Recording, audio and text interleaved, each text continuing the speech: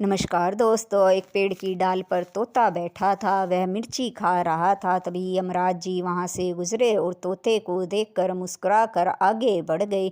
तोते ने जब यमराज को मुस्कुराते हुए देखा तो वह घबरा गया। वह अपने मित्र के गरुड़ के पास गया और उसे सारी बात बता दी। गरुड़ ने कहा कि मित्र, तुम्हारी मृत्यु समीप है, पर तुम घबराओ मत। मैं तुम्हें यहाँ से इतनी दूर छोड़ कर आऊँगा जहाँ पर तुम्हें यमराज तो क्या उसका बाप भी नहीं ढूंढ पाएगा और तुम्हारी मृत्यु नहीं होगी। तोता बड़ा खुश हुआ। गरुड़ ने तोते से कहा कि उसकी पीठ पर बैठ जाए और उसे कसकर पकड़ ले। तोता गरुड़ की पीठ पर बैठ गया। गरुड़ तेज गति से उड़ता हुआ 7 समुंदर पार एक गुफा के पास पहुंच गया और गुफा में तोते को छोड़कर कहने लगा, अब तुम मित्र, तुम यहाँ सुरक्षित हो। तुम्हें मृत्यु का भय नहीं है, क्योंकि यमराज जी यहाँ तक नहीं पहुँच पाएंगे और तुम्हारी मृत्यु भी टल जाएगी। यह बात सुनकर तोता बड़ा खुश था। गरुड़ वापस लौट रहा था, तभी उसे रास्ते में यमराज जी हाथ में पासा लिए हुए दिखाई दिए। गरुड़ ने यमराज जी से पूछा कि आप कहाँ जा रहे हैं। तब यमराज ने बताया कि एक तोते के प्राण निकलने वाले हैं, उसे ही लेने जा रहा हूँ।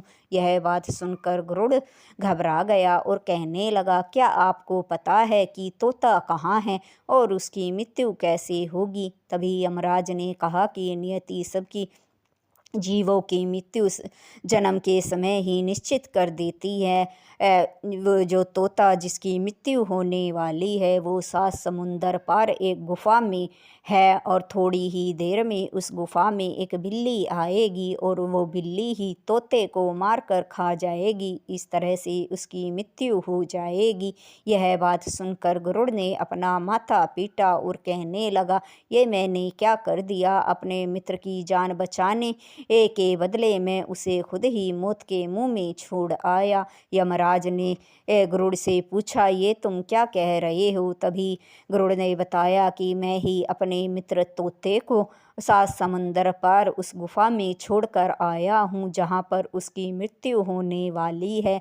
यह बात सोचकर गरुड़ दुखी हो रहा था। तभी यमराज ने कहा कि इसमें तुम्हारा कोई दोष नहीं है। नियति ने उसकी मृत्यु का स्थान पहले ही निश्चित कर दिया था और हर जीव अपनी मृत्यु के स्थान पर कैसे ना कैसे करके पहुंच ही जाता है, क्योंकि वहीं उसकी मृत्यु होने वाली होती है। इसमें तुम्हारा कोई दोष नहीं है, तुम तो निमित्त मात्र बने हो। यमराज ने कहा कि मृत्यु जीवन का अटल सत्य है, उसे टाला नहीं जा सकता है। कहानी आपको अच्छी लगी हो तो लाइक, शेयर और सब्सक्राइब ज़रूर करें। धन्यवाद दोस्तों।